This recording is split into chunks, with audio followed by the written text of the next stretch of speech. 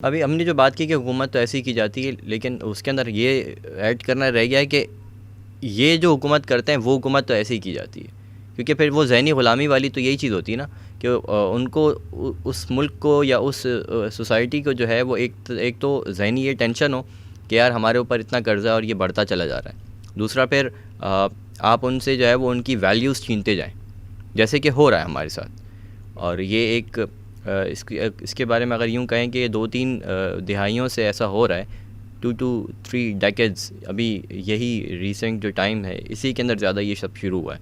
कर्ज़ा लेना भी हमने तब से ज़्यादा शुरू किया, फिर वैल्यूज़ भी हमारी तब से ही ख़राब होने शुरू हुई, फिर हमारी जो कल्चर जो है हमारा वो भी अब आप देखें ना अचानक से एक शिफ्ट आ रहा है। फिर हमारा जो तालीमी निज़ाम है उसके अंदर चेंजेस आ रही हैं, फिर हमारी लीडरशिप जो है वो उनकी मर्ज़ी के मुताबिक बनती हैं। फिर बहुत सारी ऐसी चीज़ें हैं जो हमसे खुफिया रखी जाती हैं जिनकी IMF ने डिमांड्स की होती हैं।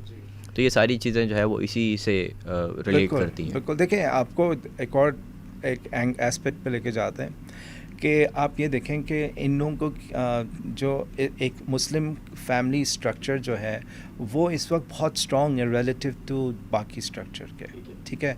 आप किसी भी उसमें चल जाएं, आप जूइश फैमिली स्ट्रक्चर को देख लें, क्रिश्चियन फैमिली स्ट्रक्चर को देख लें, चाहे वो कैथलिक हो या प्रोटेस्टेंट हो, और फिर हिंदू, आई मीन हर जगह जो है ना family in terms of practicing ना, इन टर्म ऑफ प्रैक्टिस में आपको प्रैक्टिसिंग भी एक एस्पेक्ट है उसमें, लेकिन जो भी उनका एक फैमिली जो होती है ना एक इंसान, आई मीन एक सोसाइटी के वो फाउंडेशन वहाँ से निकलते हैं, फैमिली से कम्युनिटी, कम्युनिटी से सोसाइटी, सोसाइटी से नेशन।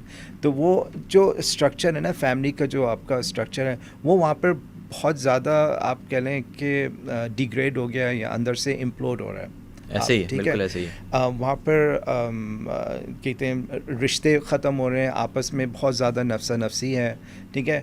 उनको नज़र आ रहा है कि इन द फ्यूचर जो है अगर कोई सोसाइटी फंक्शन करेगी इंटैक्ट जिस तरह से करना चाहिए, क्योंकि आप देखें जब आपकी फैमिली कमज़ोर हो जाती है ना, फैमिली स्ट्रक्चर, तो इंसान सही तरह से फंक्शन नहीं कर पाता। बिल्कुल ऐसे ही। उसके पास जॉब होगी, उसके पास ये चीज़ें, लेकिन एक जहनी सुकून, वो यानी बहुत सारी चीज़ें नहीं होंगी उसके पास, ठीक है। वो मुस्लिम कम्युनिटीज़ में अभी तक है, ठीक है ना, और वो इसको अटैक कर रहे हैं, ठीक है ना। उनका जो है लाइफ एक्सपेक्टेंसी का इशू है, उनका बर्थ रेट का इशू है।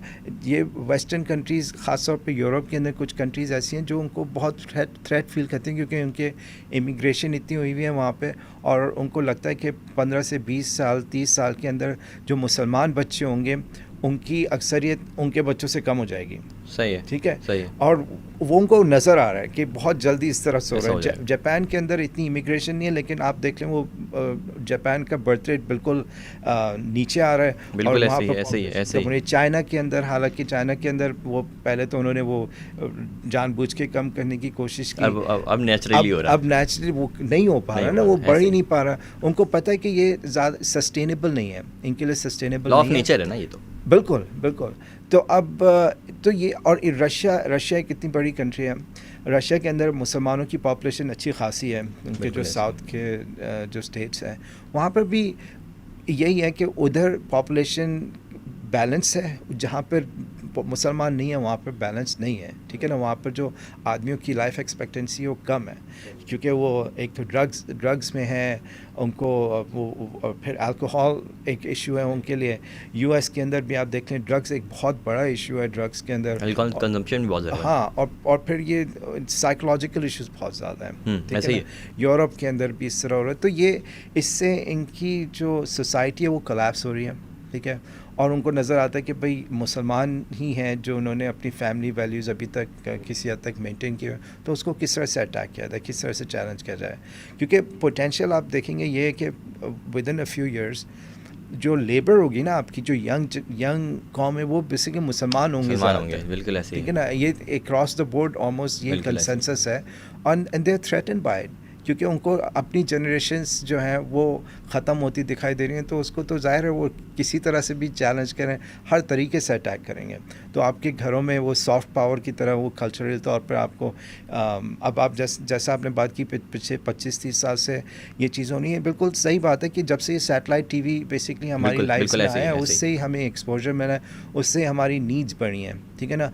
वरना हम लोग को ज़रूरत नहीं है बहुत सारी चीज़ें, डिस्टेंस ख़त्म हो गया ना। हाँ, तो वो हमें वही बताते हैं कि भाई ये चीज़ आजकल इन है, तो हमें भी वही चीज़ चाहिए, एडवांस चीज़ है, ठीक है ना, न्यू एंड इम्प्रूव्ड है ये। हालांकि कोई ख़ास फ़र्क नहीं होता, लेकिन बस वो हमें चाहिए, वो हमें चाहिए। हमारे दिमाग में भी ना, हम कोई चीज़ ख़रीदने भी जाते ना, तो हमारे पाकिस्तानियों की बात कर रहा हूँ ज़्यादातर, कोई मेरी बात से जो है वो नाराज़ मत होइएगा, लेकिन ये एक चीज़ है जो मैंने ऑब्ज़र्व की, हम जो है कोशिश करते हैं कि इम्पोर्टेड चीज़ लें।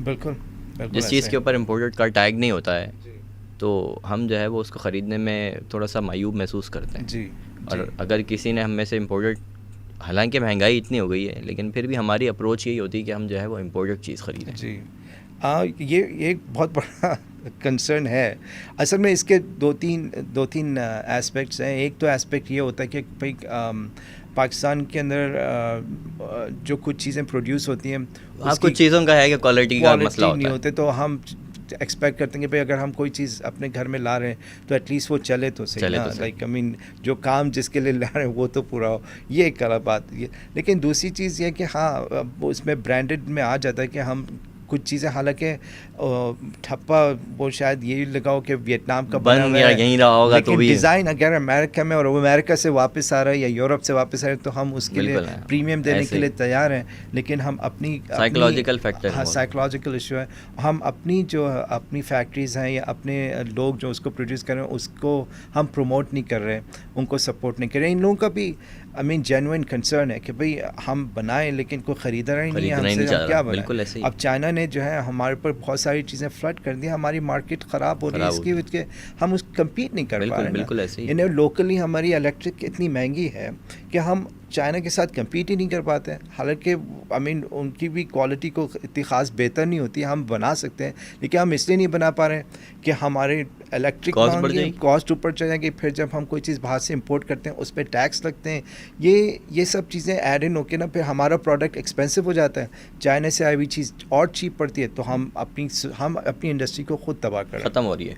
और इंडस्ट्री ख़त्म होने का मतलब ये है कि आप जो है ना मज़ीद ग़ुलाम बन गए। बिल्कुल ऐसे ही है, बिल्कुल ऐसे ही है।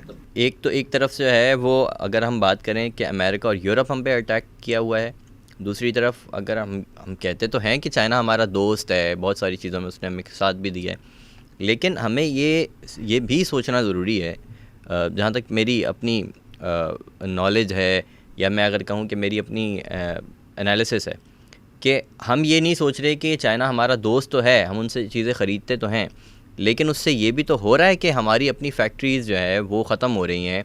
हमारी जो वर्क फोर्स थी, जो उन फैक्ट्रीज़ के अंदर काम करती थी, उन इंडस्ट्रीज़ के अंदर काम करती थी और उनका घर चलता था, वो सब बेरोज़गार होते चले जा रहे हैं। अनएम्प्लॉयमेंट इसकी वजह से बढ़ती चली जा रही है।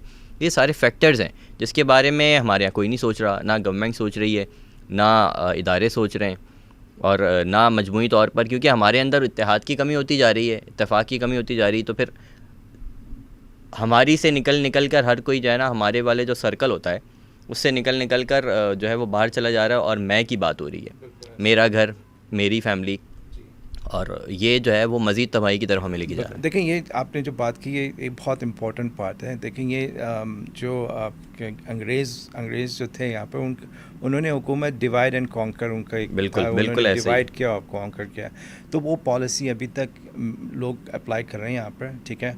हमें आपस में बंटवा दिया है, और हम जो है फिर उसी, क्योंकि वो उन्होंने बंटवा दिया और तो उन्होंने हमें फिर कॉन्कर कर लिया। अब जो जैसे चाइना ने हमें, आप उनको कह लें कि हमारे दोस्त हैं, और लेकिन वो अपने उनका मकसद ऐसे ही है, मतलब उनका वो अब उन्होंने जो भी कॉन्ट्रैक्ट्स पाकिस्तान के साथ किए हैं, जब कोई फैक्ट्री भी लगाई है या कोई प्लांट लगाया, उस पर उन्हीं की लेबर आके काम करती है, ठीक है ना।